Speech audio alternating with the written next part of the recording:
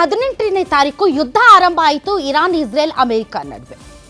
ಇಡೀ ಪ್ರಪಂಚದ ಹಲವಾರು ದೇಶಗಳು ಆರ್ಥಿಕ ಮುಗ್ಗಟ್ಟಿನಿಂದ ಹಿಂಜರಿತದಿಂದ ವಿಲವಿಲ ಅಂತ ಒದ್ದಾಡಿದ್ವು. ಆದರೆ ಭಾರತ ಮಾತ್ರ ಒದ್ದಾಡಲಿಲ್ಲ. ಯಾಕೆಂದ್ರೆ ಭಾರತದಲ್ಲಿ ಚುನಾವಣೆಗಳಿದ್ವು. ಭಾರತದಲ್ಲಿ ಚುನಾವಣೆಯ ವಾತಾವರಣ ರಂಗು ರಂಗಾಗಿತ್ತು. ಚುನಾವಣೆಯ ರ್ಯಾಲಿಗಳಲ್ಲಿ, ಭಾಷಣಗಳಲ್ಲಿ ಎಲ್ಲಿಯೂ ಕೂಡ ಭಾರತದ ಆರ್ಥಿಕ ಪರಿಸ್ಥಿತಿ ಕಂಗೆಟ್ಟಿದೆ ಅಥವಾ ಭಾರತದ ಆರ್ಥಿಕ ಪರಿಸ್ಥಿತಿ ತುಂಬಾ ಆಘಾತಕ್ಕೊಳಗಾಗಿದೆ ಅನ್ನೋ ವಿಚಾರ ಯಾರೂ ಮಾತಾಡಲಿಲ್ಲ.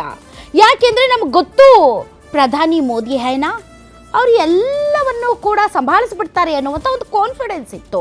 ಆ್ಯಂಡ್ ಪ್ರಧಾನಿ ಮೋದಿ ಅವರಾಗಲಿ ಅಥವಾ ನಮ್ಮ ದೇಶದ ಇತರೆ ಸಚಿವರುಗಳಾಗಲಿ ಅಥವಾ BJP ಸರ್ಕಾರವಾಗಲಿ ಎಲ್ಲೂ ಕೂಡ ಭಾರತದ ಆರ್ಥಿಕ ಪರಿಸ್ಥಿತಿಯ ಬಗ್ಗೆ ತುಟಿ ಪಿಟ್ಟಕ್ಕಂದಿಲ್ಲ, ದಿವ್ಯ ಮೌನ. ನಾವು ಅಂದ್ಕೊಂಡ್ವಿ ಇಡೀ ಪ್ರಪಂಚದಾದ್ಯಂತ ಆಘಾತ ಇದೆ, ಆದರೆ ಭಾರತಕ್ಕೆ ಯಾವುದೇ ತೊಂದರೆ ಇಲ್ಲ. ಭಾರತದಲ್ಲಿ ಸಿಕ್ಕಾಪಟ್ಟೆ ಆಹಾರದ ದಾಸ್ತಾನಿದೆ. ಭಾರತದಲ್ಲಿ ಗ್ಯಾಸ್ಗೆ ಕೊರತೆ ಇಲ್ಲ. ಭಾರತದಲ್ಲಿ ಪೆಟ್ರೋಲ್ ಡೀಸೆಲ್ಗೂ ಕೂಡ ಯಾವುದೇ ಕೊರತೆ ಇಲ್ಲ. ಯಾಕಂದರೆ ಅಡುಗೆಗಳ ಮೇಲೆ ಅಡುಗೆಗಳು ಬರ್ತಾ ಇದ್ವಲ್ಲ.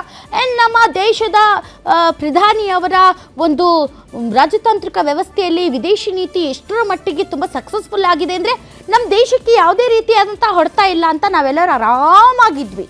ಚುನಾವಣೆ ಮುಗೀತು, ಹೊಸ ಹೊಸ ಸರ್ಕಾರಗಳು ಬಂದವು.